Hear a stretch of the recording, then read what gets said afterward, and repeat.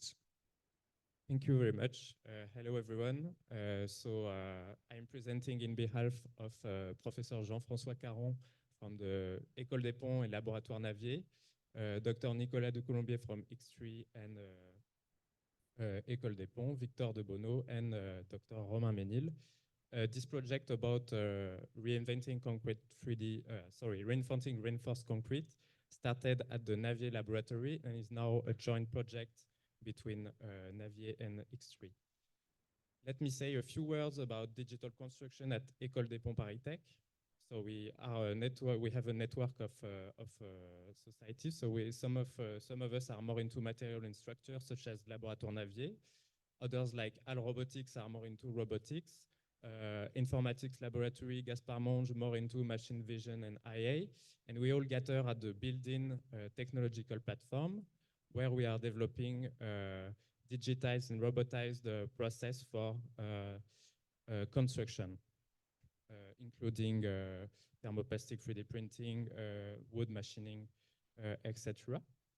And so for reinforced concrete, it's a craft technique that has crossed the century. What you see here on the left is a drawing from Hennebeek in the 20th century. So you see the system where you have plain mortar or concrete and rebars that allows to provide ductility to the material and use it largely into structures. And on the left, you see what today looks the same, reinforced concrete on a concrete floor, labor intensive and also material intensive. So since like 10 or 20 years, there are new methods that are emerging in order to do material saving, because these traditional cast concrete, they are often a bit over dimension. They are quite massive. And there are technologies for concrete 3D printing that allows to use the material in a more efficient way. So this is, for example, what looks like extrusion-based 3D printing, which is one of the existing technologies, and the one that we'll see today.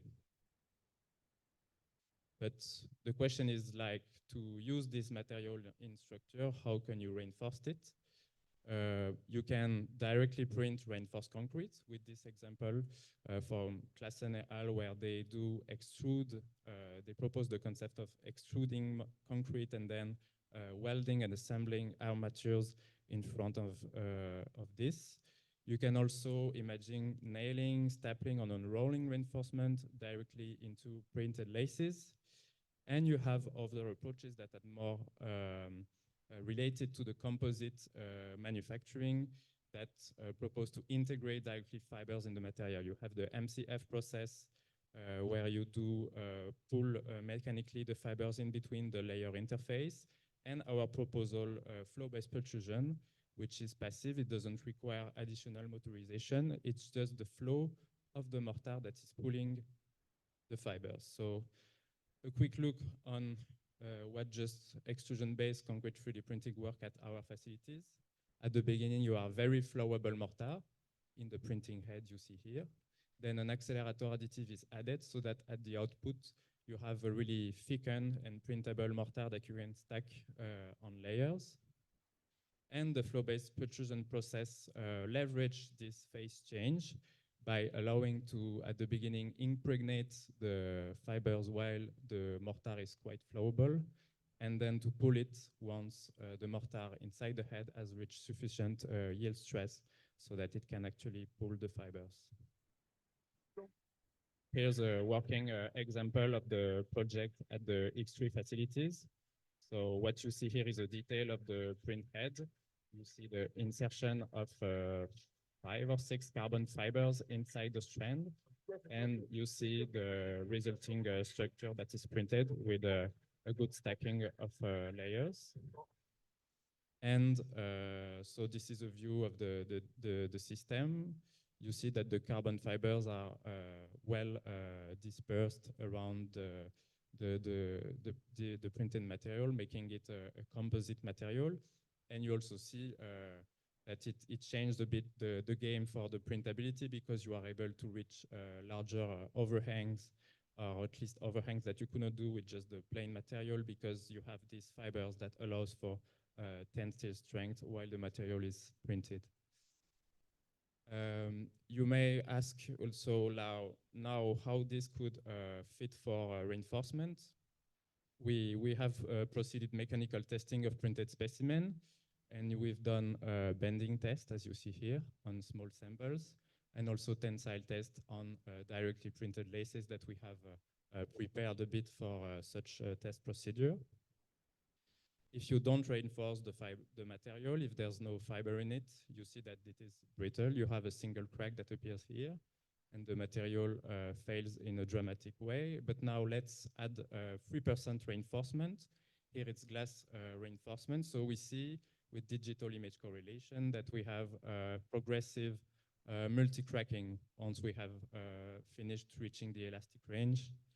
And at some point, one crack opens and localize, but we have much improved the final limit stress and also the strain that goes about 2%.